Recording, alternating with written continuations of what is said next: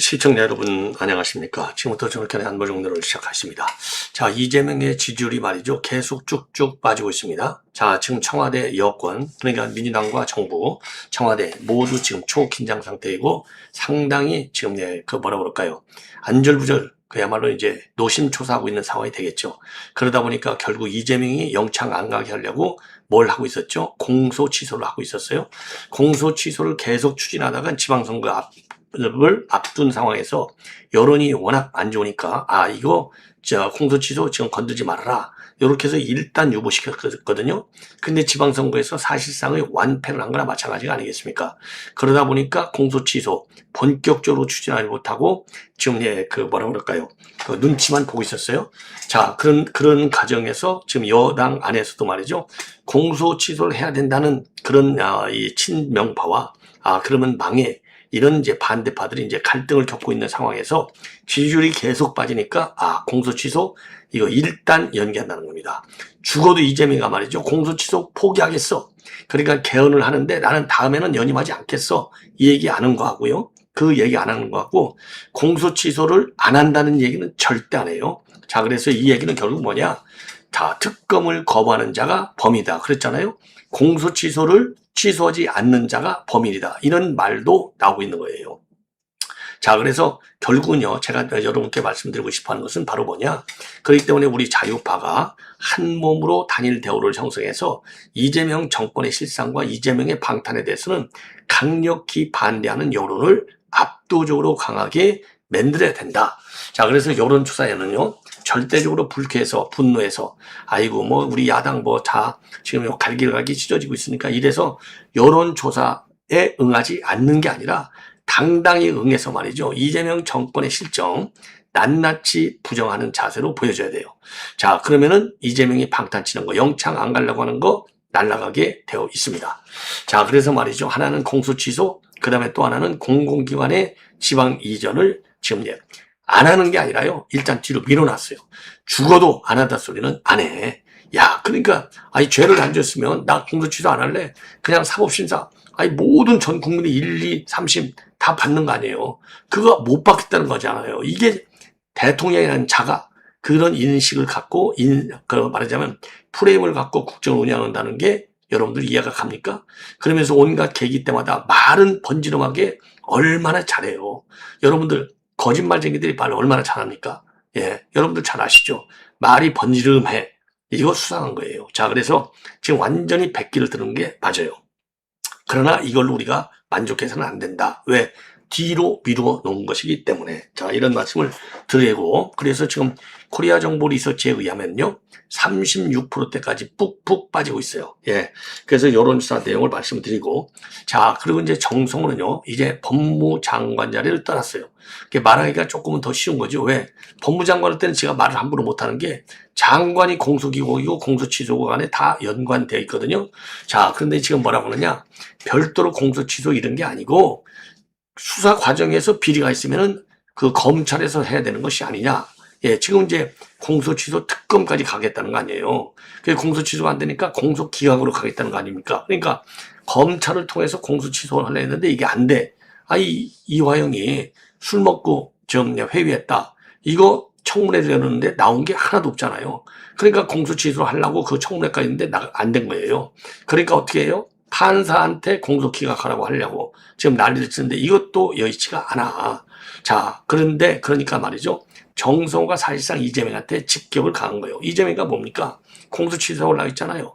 그런 게 아니라 그냥 검찰한테 맡기면 돼. 이런 식의 발언을 하고 있어요. 자, 이것만 보더라도 지금 이재명의 심정을 제일 잘 아는 인간이 누굽니까? 정성호잖아요. 예. 자, 그래서 요 관련 내용을 말씀을 드리겠고, 이렇게 국가 증의 국정 운영이 한마디로 얘기해서 개판이 돼가고 있는 거 아니에요. 자, 그러다 보니까 지금 윤평중 한신대 전 교수죠. 명예교수. 윤평중 교수가 한동안에는 말이죠. 조선일보 정규 칼럼니스트로 오랫동안 활동했어요. 이분의 글이 굉장히 좋습니다. 자, 그래서 지금 윤평중 교수가 본인의 SNS에 글을 올렸어요. 자, 예외적인 상황이 일상화되고 있는 지금 국정을 신랄히 비판하고 있고 민주공화정의 최대 위기에 직면하고 있다. 자, 이 얘기는요, 얼마 전에 제가 지인으로부터 받은 주디피아 TV, 주디피아라고 하는 젊은 청년이 이재명 1년 만에 일어난 비정상적인 일들 쫙 모아가지고 한 8분짜리 방송을 했어요. 자, 그래서 그거를 제가 지인으로부터 받아가지고 여러분께 그대로 목소리를 옮겨놨는데 맥락이 같습니다. 그러니까 20대의 청년이 보는 1년이, 지금 1년, 이재명 정권의 1년에 말하자면 비정상의 정상화. 이게 비정상이 루틴이 된 거예요. 비정상이 뉴노멀이 된 거예요. 이게 얼마나 비극적인 현실입니까? 그런데 이거를 그야말로 이 정치학을 전공해온 윤평준 교수가 보는, 시각하고 맥을 같이 해요. 이게 바로 자유민주 공화정의 최대 위기라 이거죠. 자, 그래서 요 내용까지 여러분께 전해드리도록 하겠습니다. 자, 시청자 여러분들께서 그런 의미에서 말이죠. 요 이재명의 규탄, 특히 방탄을 치려고 난리를 치고 있는 이재명. 아니, 죄를 안 졌으면, 아니, 어떻게 5개 재판, 8개 사건, 11개 형의를 모두 검찰에 다 조작 기소를 할 수가 있냐 이거예요. 이런 반론이 국민들 사이에 지금 쫙 퍼져 있는 거 아니에요. 그리고 모든 국민이 정상적인 사법 시스템을 가는데 왜 이재명만 악법을 만들라고 방탄을 치냐. 더군다나 대법원의 12명의 재판관까지 추가로 재임 중에 만들려고 하느냐. 이거 뻔한 거 아닙니까? 그래서 이걸 우리가 강력하게 댓글로 여러분들께서 규탄해 주셔야 돼요. 예. 자, 그래서 이런 내용으로 여러분들께 이제 쭉 보도를 해 드리도록 하겠습니다.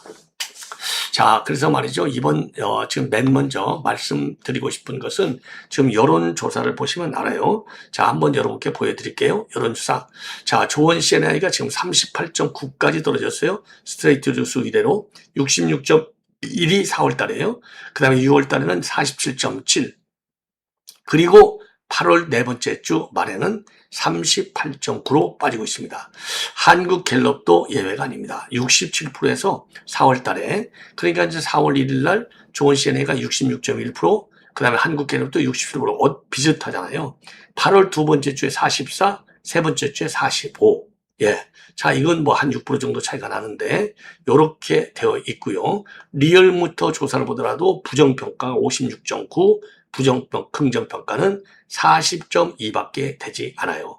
이렇게 해서 지금 쭉쭉 빠지고 있는 상황이 되는 겁니다. 자, 그래서 비상이 걸린 거예요. 그래서 요 관련 내용을, 지금 관련 내용을 여러분께 말씀을 드리는데, 자, 그래서 지금 청와대발 입장문을 보면은요, 공소 취소 특검과 공공기관 이전을 전부 다 미룬다. 예. 자, 조원 CIA 조사에서 조금 전에 말씀을 드린 대로 긍정평가가 38.9, 취임 후 처음으로 30%에 진입했어요. 그리고 같은 기관 조사상 보면 4월 초에 66.1%에서 무려 30%까지 하락한 내용이 되겠습니다. 한국갤럽도 4월 첫째 주 67%에서 8월 둘째 주 44%로 떨어졌다는 겁니다. 자, 그래서 지금 여권에서는 그동안 지지율 하락을 갖다가 당내 갈등 탓으로 해석했지만은 김민석 층에 선출된 뒤에도 반등하지 않으니까 정책과 인사 전말을 재조정하는 분위기라고 하는 겁니다. 자, 그래서 지금 언론에 지금 공개된 내용에 따르면은요, 2차 공공기관 지방 이전이 당초에 8월에서 9월 발표할 가능성이 거론됐지만은 국토부 장관이 뭐라고 했냐면 2달 늦추는 거예요. 10월에서 11월 달로. 그리고 부동산 세제 개편도 비거주 1주택자 과세 강화 방안에 대해서 반발이 세지니까 거주, 비거주, 차등을 두지 않는 방향으로 정부에 요청을 했고 수정 작업이 현행 진행 중에 있다. 그리고 조작기소 특검도 말이죠. 지금 이게 특검법을 갖다가 공소취소와 관련된 특검법을 9월에 처리하자는 당내 주장에 대해서 시도가 거리를 두면서 정기국회에서는 민생법안 처리가 우선이다. 이런 입장을 내놨다고 합니다. 자, 그래서 지금 이제 이 기사, 지금 언론에 나오는 내용을 보면은요, 지지율 40%를 국정동력의 심리적 마지노선으로 보고 있어요. 그래서 여권이 지금 최근까지만 하더라도 중도 확장, 즉 외연 확장에 힘을 썼지만은, 그거 잘못된 것이다. 그래서 집도끼 단속에 더 힘을 싣고 있다. 이렇게 보여집니다. 그러다 보니까 인용한 적십자 회장 인준, 이거에 대해서 하지 말아라 얘기하고 있고, 청와대에서 검토하겠다까지 나오고 있어요. 예. 그리고 이재명이도요, 중도 확장 과정에서 지지층 관리가 부족했다는 취지로 언급을 하고 있습니다. 자, 이러다 보니까 이제 적을 설정해야 되잖아요. 그러니까 이제 이진수 의원을 적으로 설정해서 강경 발언을 이어가고 있는 이런 상황이 지금 되고 있는 겁니다. 자, 그래서 말이죠. 지금 이제 이 말을 할까 단기적으로 보면 말이죠. 핵심 지지자들의 이탈을 막을 수는 있지만 표현 수위가 높아지고 진영 대결이 격화될 경우에는 중도층에는 상당한 부담이 돼서 지지율을 챙겨 나가는데도 굉장히 마이너스일 것이다. 예, 그래서 앞으로의 관건은요, 여권이 민생 우선 기조로 실제 정책 성과를 보여줄 수 있느냐 하는 건데, 민생을 강조하는 말만으로는 지지율 반등을 기대하기가 어렵다. 그래서 부동산 세제처럼 국민 생활에 직접 영향을 미치는 정책에서 예측 가능성과 공정성을 보여줘야 하고, 공공기관 이전처럼 갈등이 큰 의제는 충분한 설명과 사회적 합의를 만드는 것이 중요하다. 동시에 대통령 개인의 사법 문제와 연결돼 보일 수 있는 입법 추진은 더욱 신중을 기해야 된다. 자, 그래서 지지율 하락이라는 것은 단지 숫자의 문제가 아니라 정부가 국민에게 어떤 우선순위를 제시하고 갈등을 어떻게 관리하며 민생 불안을 어떻게 줄일 수 있는지에 대한 종합 성정표라고 봐야 돼요. 그래서 이번 30%대로 다시 떨어진 것은 단순한 경고음을 넘어서서 국정운영 기조를 다시 점검하라는 강한 정치적인 압박으로 받아들여야 됩니다. 그래서 제가 누차 얘기지만은요, 이게 말로만 이거 국민 여러분의 따끔한 소리를 겸허히 받아들이겠다. 그 모든 영역에서의 국정을 신중하게 다시 검토해 나가겠다. 이런 말 장난 갖고는 우리 국민들이 더 이상 이제는 속지 않는다. 이런 말씀을 드리고 싶어요. 예. 자, 이렇게 해도 지금 여건이 말이죠. 뒤숭숭합니다. 자, 이러다 보니까 정성호가 말이죠. 퇴임식에서 한 발언이 언론에 회자가 되고 있어요. 뭐라고? 이재명의 공소 취소. 이거는 검찰이 판단해야 할 문제다. 왜? 공소 취소로 가다가 이게 잘 안 될 것 같으니까 공소 기각. 공소 취소는 검찰이 하잖아요. 공소 기각은 법원이 판결로 하는 거거든요. 그래서 법원으로 넘기려 했는데 사법부도 지금 난리가 났잖아요. 그러니까 이걸 못해. 그러니까 경성호가 법무장관 퇴임식에서 지금 본인의 사의는 공소 취소와는 무관하다. 이런 얘기를 하면서 말이죠. 형소법, 그러니까 이제 공소 취소는 검찰이 판단해야 된다. 이런 입장을 내놓은 거가 되겠습니다. 자, 그래서 요 얘기는 바로 뭐냐? 지금 이제 이 공소 취소를 갖다가 장관이나 정치권이 직접 결정하는 것은 좋지 않다. 과거 수사 기소의 위법 또는 조작 의혹이 확인될 경우에는 검찰이 법적 절차에 따라서 판단할 수 있다. 이런 언급을 한 겁니다. 그래서 핵심은 세 가지예요. 정성호는 최측근이잖아요. 그래서 본인이 사퇴를 한 것은 이재명의 지금 공소 취소와는 관계가 없는 것이다. 법무장관이 공소 취소를 지시 결정하는 문제도 아니다. 왜냐하면 지금 이 여론을 보면은 이 정성호 나중에 말이야 지도 이거 영창 안 가려고 공소 취소 지가 못하니까 이제 아예 사표 나왔구나. 이런 해석들이 많이 나왔잖아요. 그러니까 법무장관이 공소 취소를 지시 결정하는 문제가 아니다. 이렇게 지금 발뺌을 하는 겁니다. 그래서 검찰 너희들이 하라 이거예요. 그래서 다만요, 윤석열 정부 시기 이재명 관련 수사에 문제가 많았다. 문제가 많다고까지는 얘기하고 있어요. 그래서 국정조사와 법무비례위원회 등을 통해서 적법성과 무리한 수사 여부를 점검할 필요성은 있다. 그리고요, 검찰청 폐지하고 공소청, 중수청 출범을 앞둔 형사사법 개편에 대해서는요, 시행 뒤 혼선을 기대하지 말고 예상 가능한 인권 침해, 수사 공백, 절차상 문제를 미리 고쳐야 한다. 이렇게 입장을 내놓고 있습니다. 자, 그리고요, 중앙일보 보도를 보면 말이죠. 민주당 내부 기류는 굉장히 지금 신중해요. 법사위 소속 민주당 의원 10명 중에 공소취소 특검에 지금 명시적으로 찬성하는 인간은 지금 대장동 변호사였던 박균택 딱 한 명이에요.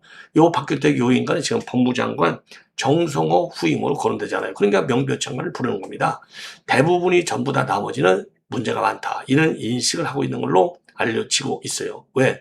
대통령 개인의 재판을 끝내기 위한 입법이라고 하는 인상을 줄 수 있고 특검의 진상규명보다는 사면성 공소취소라는 논란이 다시 부각될 위험이 있고 그리고 이재명과 여당 지지율 검찰개혁 전반에 대한 정치적 역풍 가능성이 있다는 겁니다. 그래서 현행 형사소송법상 절차 위법이 중대하면 절차적인 위법이 중대하면 법원이 공소기각 판결할 수 있다는 점인데 법적으로는 공소취소와 공소기각을 구별할 필요가 있어요. 공소취소라고 하는 것은 검사가 제기한 공소를 스스로 취소하는 절차입니다.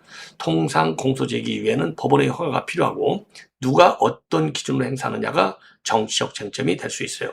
여기에 반해서 공소기각이라고 하는 것은 법원이 공소 제기 절차의 중대한 위법 등을 인정해서 재판을 본안 판단 없이 종결하는 판결이 되겠습니다.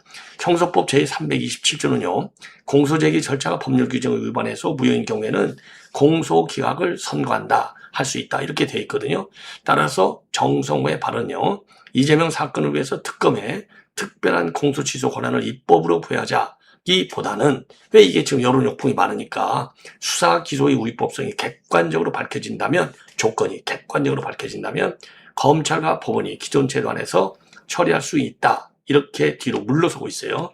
그래서 정치적으로는 민주당도 특검의 조사 범위, 독립성은 유지하더라도 공소 취소를 법률에 전면적으로 적시하는 방법은 여론 부담 때문에 후퇴할 가능성이 보인다. 이렇게 말씀드릴 수 있는 겁니다. 자, 그래서 말이죠. 지금 이제 이 정성의 발언 한마디로 해서 이재명 공소 취소하면 안 돼. 공소 기각도 안 돼. 이렇게 얘기는 못하니까 그건 검찰이 알아서 하면 되는 거야. 이렇게 지금 입장을 내놓고 있어요. 지가 법무장관일 때는 그런 얘기 못하잖아요. 왜? 법무장관이 검찰 지휘권을 갖고 있으니까 지가 지금 내려왔으니까 이렇게 남 얘기하듯이 지금 하는 것이 아니냐 이렇게 판단이 됩니다. 예. 자, 그래서 이 공소 취소 또는 공소기각 논쟁에서 가장 먼저 지켜져야 할 기준은 특정 정치인의 유불리가 아니라 형사사법의 보편 원칙이다. 기소가 조작됐거나 절차가 중대하게 위법했다면 피고인이 대통령이든 일반 국민 등 간에 철저히 바로잡아야 하지만 반대로 충분한 증거와 적법 절차에 따른 기소였다면 대통령이라는 이유로 별도의 특례를 만들어 재판을 끝내서는 절대 안 된다 이겁니다. 그래서 정성과 강조한 억울한 국민이 없도록 해야 한다는 말은 바로 이 지점에서 시험대에 오르는 거예요. 공수처과 중수청의 출범, 검찰청 폐지 등 거대한 형사사법 개편을 앞둔 지금 필요한 것은 권력자 사건을 둘러싼 예외적 장치가 아니라 누구에게나 동일하게 적용되는 투명한 수사, 독립적인 기소 판단, 그리고 신속하고 공정한 사법 통제일 것입니다. 자, 이런 방향에서 우리가 이재명의 방탄 치는 거 이거를 강력히 막아야 될 것이 아니냐. 자, 이렇게 판단이 되는 겁니다. 예. 자, 그래서 이제 지금 이제 말하자면요. 예, 지금 이제 이 여론에서 지금 계속 밀리니까 지금 이제 조금 전에 말씀을 드린 대로 공소 취소와 지방 공공기관의 지방 이전까지 뒤로 미루고 있는 상황. 더 가열차게 비판해야 되겠다. 이런 말씀을 드리고요. 참고적으로 제가 말이죠. 아까 지금 이제 도표를 통해서 말씀드렸는데 추가적으로 말이죠.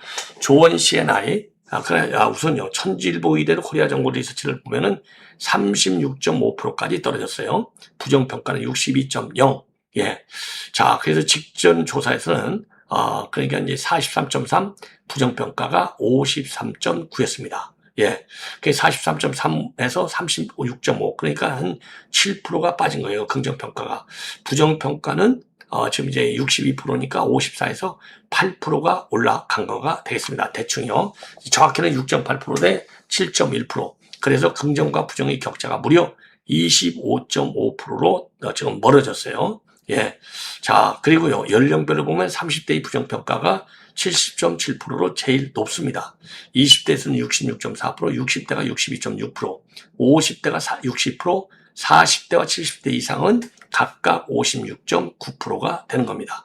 모든 연령층에서 부정평가가 절반을 넘어섰어요. 그리고 긍정평가는 40대가 41.4%로 제일 높습니다. 그리고 지역별 부정평가는 TK가 74.2, 그리고 호남 제주는 긍정평가가 높아요.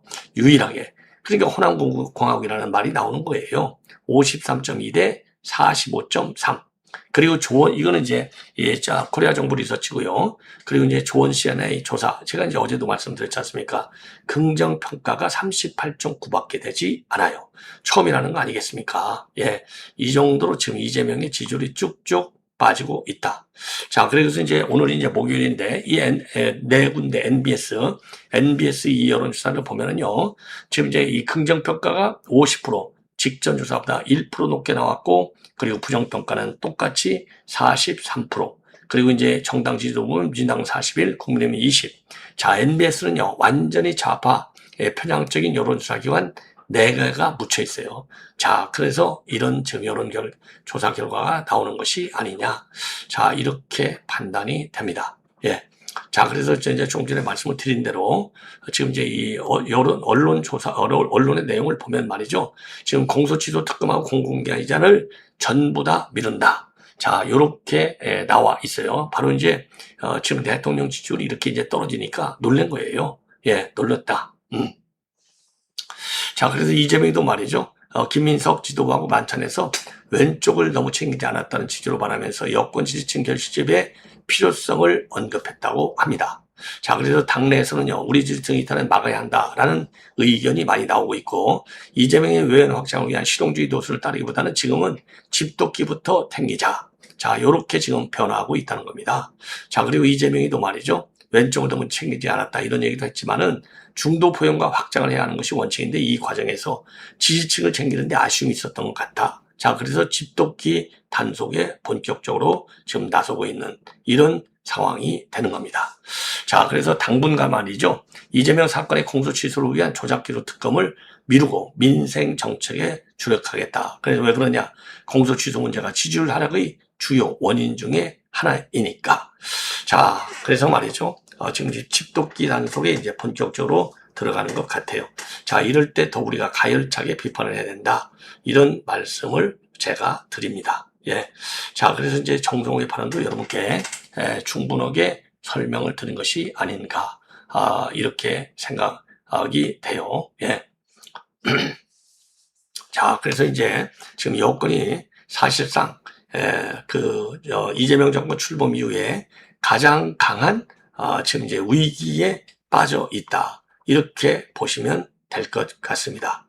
자, 그래서 이제 법사위에서도 말이죠. 한 명밖에는 찬성하는 사람이 없다는 거 아니에요. 굉장히 심각한 상황이 되고 있는 게 지금 분명해 보입니다. 자, 이 정도로 이제 요거는 말씀을 드리고, 지금 이제 중요한 거, 그러니까 이제 윤평준 교수가 민주공화정이 무너지고 있다. 예외 상태의 일상화가 이재명 정부에서 벌어지고 있다. 이런 지금 비판적 사설 칼럼을 쓰고 있어요. 자, 그래서 요 내용을 여러분께 말씀을 드리면 지금 이재명 정부의 사법 수사기관 개편을 개별 정책이 아니라 권력 분립과 법치주의를 약화시키는 예외 상태의 일상화라는 구조적 흐름으로 비판하고 있습니다.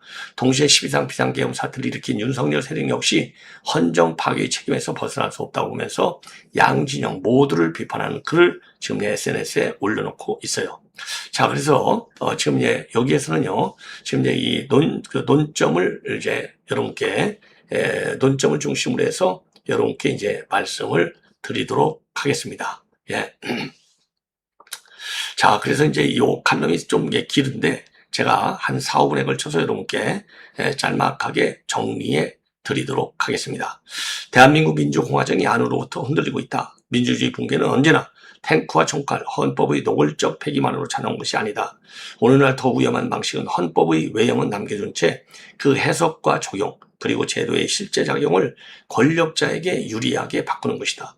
국회도 있고 법원도 있고 언론과 야당, 시민사회도 존재한다. 겉보기에는 민주공화국의 모든 장치가 정상적으로 돌아가는 것처럼 보인다. 그러나 그 장치들이 하나씩 집권 세력에 유리한 방향으로 변형되고 견제와 균형의 기능을 잃어간다면 헌정 질서는 어느 날 갑자기 무너지는 것이 아니라 서서히 침식될 수 있다. 지금 진행되는 여러 제도 변화는 각자의 명분을 갖고 있다. 대법관 증언, 법 왜곡죄 신설, 대법원 확정 판결에 대한 헌재의 통제 가능성 확대, 검찰청 폐지와 수사기소 체제의 개편 등은 모두 개별적으로 개혁이라는 이름을 내세울 수 있다. 그러나 중요한 것은 각각의 제도가 아니라 그것들이 동시에 추진될 때 만들어내는 총체적 방향이다. 대법관 수가 14명에서 26명으로 늘어나고 현직 대통령이 그중에 22명을 임명할 수 있는 구조가 형성된다면 사법부 독립과 권력 분립의 문제는 결코 가볍지 않다. 여기에 대통령 자신의 형사재판이 멈춰준 선 상태에서 사법수사제도 전반이 재편된다면 국민이 품는 의구심은 더욱 커질 수밖에 없다. 법치주의 핵심은 법이 모든 사람에게 같은 기준으로 적용된다는 데 있다. 권력자도 자신에게 불리한 수사와 재판, 불편한 판결을 감수할 수 있어야 법치주의는 살아있다. 반대로 법이 권력자의 필요에 맞춰 작동하고 제도 개편의 결과가 집권 세력의 사법적 정치적 위험을 줄이는 방향으로 쌓인다면 그것은 법의 지배가 아니라 법에 의한 지배로 변질될 위험이 있다. 헌법은 어떠한 형태로도 특수계급의 장소를 허용하지 않는다. 그러나 정치 권력의 핵심부가 사실상 법 위에 서고 자신들에게 적용될 규칙마저 바꿀 수 있는 위치에 이른다면 헌법의 평등 원칙은 빈말이 될 수 있다. 삼권 분립은 행정부, 입법부, 사법부가 이름만 나뉘어 있는 상태를 뜻하지 않는다. 한 권력이 다른 권력을 실제로 견제할 수 있어야 한다. 행정부와 입법부를 장악한 다수 세력이 사법부의 구성과 재판 질서까지 장악하려 한다면 민주주의 안전장치는 급속히 약해질 수 있다. 오늘 이러한 조치를 정의로운 개혁으로 받아들이는 사람이라더라도 반대 진영이 같은 방식으로 사법부를 재편을 할 때도 똑같이 찬성할 수 있는지 자문해 볼 필요가 있다. 민주주의 원칙은 내가 지지하는 권력이 사용할 때만 정당한 것이 아니라 상대가 권력을 잡았을 때도 적용될 수 있어야 원칙이 된다. 윤석열이 나는 헌정을 직접 겨냥한 친위 쿠데타했고 결코 가볍게 넘길 수 없는 헌정 파괴했다. 그러나 그 사건이 열어젖힌 예외 상태의 문이 지금도 닫히지 않고 있다는 점이 더 큰 문제다. 한 진영이 국가위기와 비상 상황을 이유로 헌정 질서의 예외를 주장하면 다른 진영 또한 자신들의 명분과 다수의 힘을 앞세워 또 다른 예외를 제도화하려 할 수 있다. 두 위험은 같은 모습이 아니다. 하나는 헌정을 한순간에 끊으려는 단절적 파괴였고 다른 한에는 법률과 다수결이라는 절차를 활용해서 견제와 균형을 조금씩 약화시키는 누적적 침식이다. 후자는 겉으로 합법처럼 보이기에 더 알아차리기 어렵고 더 저항하기 어렵다. 바로 이것이 예외 상태의 일상화이며 연성 독재의 위험이다. 자, 이재명이가 예외 상태의 일상화, 연성 독재의 위험에 빠져 있다 이거죠. 제1야당도 이 상황에서 자유로울 수 없다. 윤석열을 옹호하고 헌정 파괴의 책임을 제대로 성찰하지 못한다면 현 정부의 권력 집중을 비판할 도덕적, 정치적 기반도 약해진다. 결국 한쪽의 복주와 다른 한쪽의 퇴행은 서로를 정당화하고 키우는 악순환이 된다. 지금의 위기 앞에 완전히 결백한 정치 세력은 없으며 역사는 권력을 남용한 쪽과 그것을 방조하거나 옹호한 쪽 모두에게 책임을 물을 것이다. 이제 지식인과 시민사회가 답해야 한다. 윤석열 정권의 헌정 파괴에는 분노하면서도 이재명 정부 아래에서 벌어지는 헌정 질서의 침식에는 침묵한다면 그것은 원칙이 아니라 진영 논리일 수 있다. 동료의 시선, 이 진영 이탈이라는 낙인, 반대 세력에 이용될 수 있다는 두려움 때문에 말하지 못한다면 지식인의 책무는 사라진다. 어르편에 서 있던 흰 것은 희라고 검은 것은 검다고 말할 수 있어야 한다. 민주공화정은 특정 정당이나 특정 지도자의 소유물이 아니다. 산업화와 민주화 그리고 헌정 질서를 지켜온 힘은 언제나 이름 없는 시민들이었다. 12월 3일의 밤에도 헌정을 지켜난 것은 맨몸으로 거리와 여의도에 나선 평범한 국민들이었다. 그 시민들이 지켜낸 민주공화정을 권력자들이 합법이라는 이름으로 갉아먹고 있다면 지금 우리는 반드시 묻고 응답해야 한다. 대한민국의 민주공화정은 과연 누구를 위해 어떤 원칙 위에 존재하는가. 자, 그래서 말이죠. 요 윤평중 교수의 이제 글을 쭉 음미해보면 결론, 강력하게 연성 독재를 막기 위해서 투쟁해야 된다. 이게 결론이 되겠습니다. 자, 시청자 여러분 이렇게 해서 본 방송을 마치겠습니다. 자, 많이 시청해 주시고 또 댓글로 여러분들의 의견을 표출해 주셔서 다시 한번 감사하다는 말씀을 드립니다. 고맙습니다.